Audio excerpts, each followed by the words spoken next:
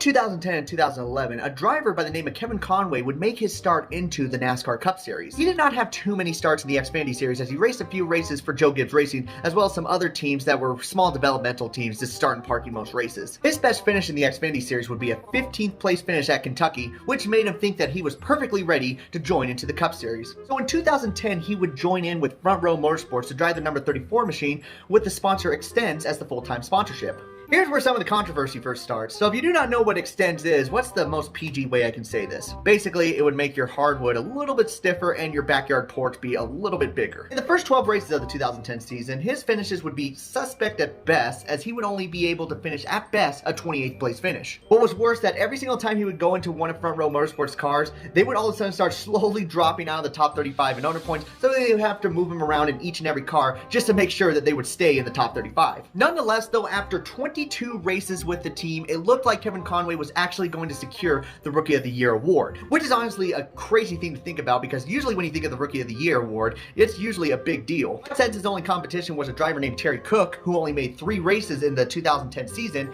he was basically a shoo-in to win it. Then some legal things happened to Kevin Conway and his sponsorship Extenze. During the Michigan race in the middle of the 2010 season, all the stickers and sponsorship for Extenze would be ripped off of FRONTROW Motorsports trailers as well as their race cars. Why did this happen? Well, it was because Extenze was not paying their sponsorship at all. Remember when I said Extenze was a male enhancement product and would make your hardwood bigger? Well, honestly, they just said that with no legal proof that it actually would. Because of this, a class action lawsuit was settled for false marketing, and they would be forced to pay $6 million.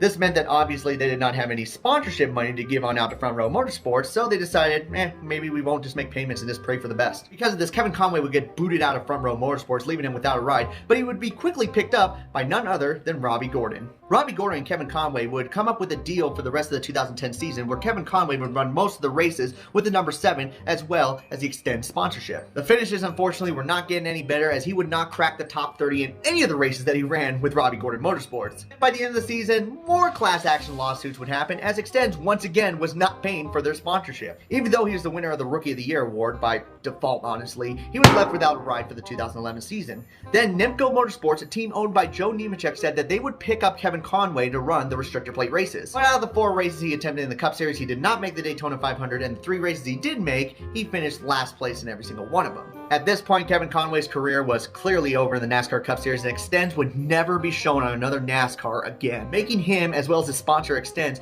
one of the most controversial duo in NASCAR history.